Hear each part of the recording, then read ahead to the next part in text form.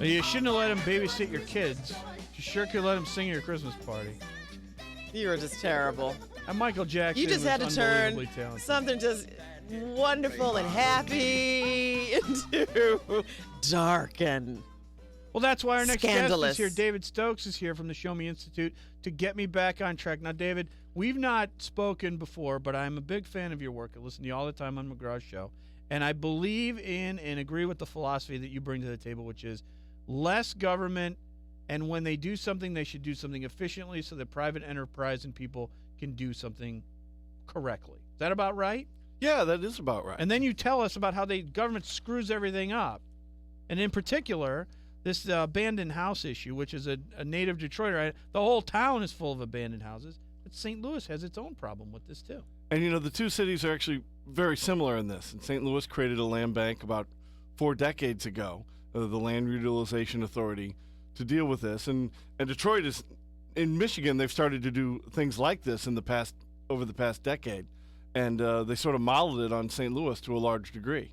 And Flint actually did it differently than St. Louis. And the Flint Land Bank, I know a lot of people don't throw out compliments to Flint all that often, but they did the land bank in a better way than St. Louis did. Okay, so let's go back and talk about the Land Reutilization Authority, the LRA, or the land bank. How did St. Louis develop their land bank, and what was sort of the genesis of that land bank program? Well, the genesis was to allow the government back in the early 70s to take ownership of vacant, abandoned, dilapidated properties. That's most of them, not all of them, and return. And to give the government an easy way to return that property to private use. And about 2 years ago, the Show Me Institute released sort of the first major study of how the land bank, how the LRA in St. Louis had done over the past 4 decades. And we documented how they really hadn't met their goal. They really had been withholding property far too common, rejecting far too many offers, saying no to people who just wanted to buy that property and invest in the city, and holding it off the tax rolls for far too long. And that paper, McGraw talked about it with the person who wrote it, a former colleague of mine named Audrey Spalding. She was here on this show discussing it. It got a lot of attention, and we were hoping it would spur the LRA to action. And we just released an update a week or so ago to sort of see, has it? And the answer is we'll give the LRA partial credit over the past 2 years. Well, David, this is no small amount of homes. This is a tremendous number of real estate properties. How big is the holdings of the LRA, and sort of how do you assess their performance since that study first came out? Well, the LRA holds approximately 10,000 properties right now, and it's always fluctuating as every month they get a few more and get rid of a few more. So they own about 10,000, which is just an enormous amount of properties in the city of St. Louis. It's like a big town. Right. There are neighborhoods in St. Louis where LRA is the most common, where LRA properties are the dominant property in that community. There aren't 10,000 homes in Baldwin. Right. And the LRA owns a lot of homes in Baldwin, actually. It's kind of like an LRA community then, for 10,000 homes. It's a tremendous amount, and most of them are vacant. And some of them, I understand some of them are occupied under a program that the LRA has, but many of them are vacant, and they're throughout the whole city. Mm-hmm. I mean, don't think that they're all just in one part of the North St. Louis. They're throughout the whole city. And the LRA, yes, in the last year or two, they've made a little bit of progress. And what they mostly did was they turned in about 1,200 homes over to the North Side Regeneration Project of Mr. Paul McKee in one fell swoop in 2012. Now, that's good in that the government no longer owns the homes. It's not as good as it could have been because our tax dollars are backstopping those purchases. They're being bought by the private sector, but they're being supported by tax dollars. And they're not going to be single-family residents. He's going to knock these things down when he gets enough of them and build some big, giant new development of some sort. Mostly, and some of them will be rehabbed as part of it. And the other thing is, they're only partially returning to the tax roll since it's a giant TIF district. But they are returning to the tax rolls more so than if the government still owned them. So to that, we'll give the LRA credit and Northside Regeneration credit for buying a large number of properties. But other than that one sale, There's sort of that one, which is admittedly a very major sale. Other than that, the LRA really hasn't improved all that much. And when we send staffers into their monthly meetings, we're still watching people come forward and asking to buy property and invest in the city for either the full asking price or close to the full asking price, and still being rejected for various reasons. And we just think that's improper. And you should be saying no to nobody. Anybody who has a check that should be cashed should be able to buy it. When you're saying people who are wanting to get these homes, like regular citizens or developers or anyone who wants to get those? Regular citizens are the ones who are still getting rejected too frequently as they come in with their money. And we've seen them actually witness them actually offering to pay the full asking price and still getting rejected.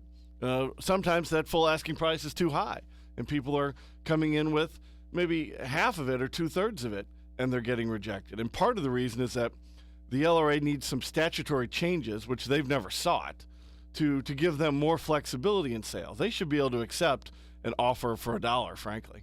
Now, David Stokes from the Show Me Institute, what are some of the reasons that the LRA gives to would-be homeowners and folks with cash in hand to buy something that's just sitting there doing nothing?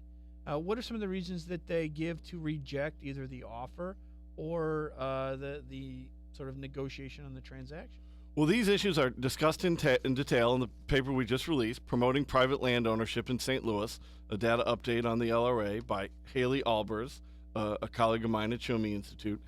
I think the most frequent rejection over the past decade or so is that they don't really give a lot of detail why, but they're holding that property back for some other future use. And they don't really explain what that is, but far too often it's that a developer has expressed interest in developing in that area, so they don't want to make it harder, I'm using air quotes there, for that developer to obtain property from individual people. So they want to keep their city ownership so they can just give it to that developer in one fell swoop. Now, you could argue that worked out in the Northside Regeneration proposal, but that's not the only one that they've been rejecting properties for in recent years.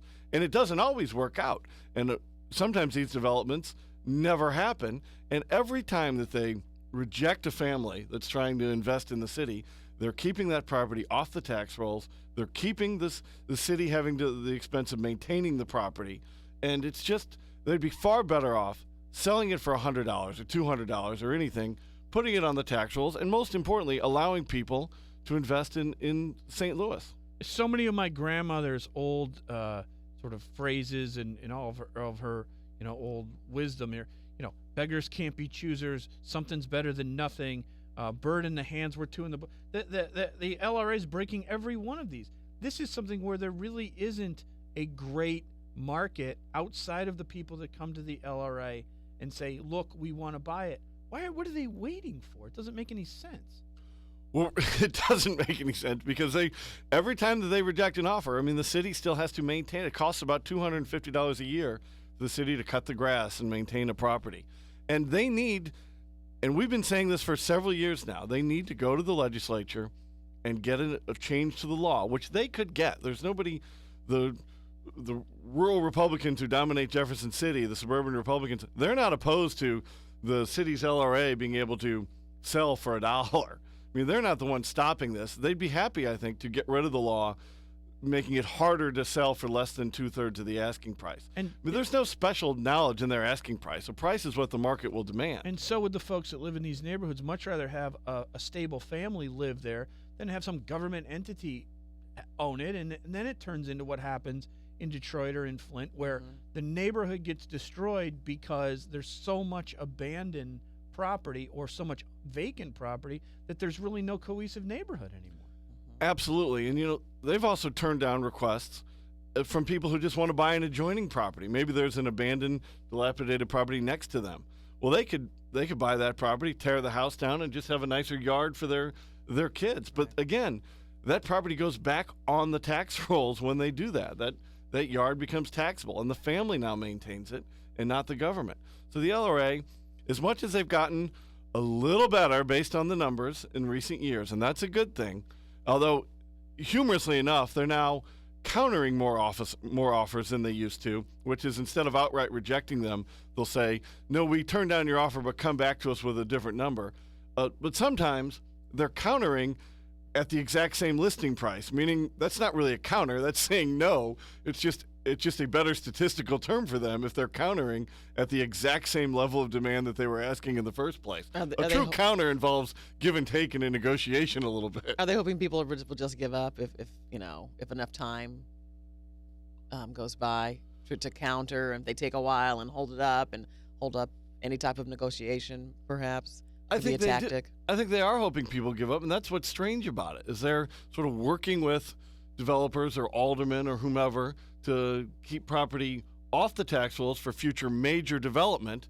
But as you said, bird in the hand is better than two in the bush. And if somebody's there wanting to buy it now and invest in their neighborhood, they shouldn't be saying, well, maybe 3 years later we'll be part of a huge mega development. Let's get rid of it now and give it to that family that wants to buy. No private business would run this way. No, you can't buy this house because we might sell it to somebody else 5 years from now for more money. No, you can't buy this car because we might sell it to the next customer for more money. No, we're not going to sell you this lettuce because somebody might come in and pay more for it. It's crazy is what it is. It is crazy, and in the recent years, the LRA has, I think, gotten a little bit better, but they have a long way to go. Right. They have a long way to go to help advertise that they've got all these properties and to help. The LRA needs to be about getting fanatical for moving it into the private sector, and they just haven't done that yet. I just have one more question. Who oversees the LRA? I mean, who can kind of intervene and say, listen, you guys, you have to do some stuff and make some improvements and update? And well, it's one of those typical sort of Missouri too many government type problems where it's a agency of the city of St. Louis, and it's overseen by the city of St. Louis, but it is governed by state statute, not city ordinance. So for the city to change it, they need to go to the legislature. So there's both state and local involvement here, and that's one of the things that makes change at the agency hard. Unbelievable. All right, David Stokes from the Show Me Institute. They can check this out at showmeinstitute.org. We've got a series of studies on the Land Revitalization Authority you can find it at showmeinstitute.org, and we hope people check it out. We appreciate you coming in. Happy holidays to you and your family, and happy holidays to everyone here. I like your green sweater, holiday sweater. There you go, David Thank you, Stokes. Kelly. Unbelievable if it wasn't so true.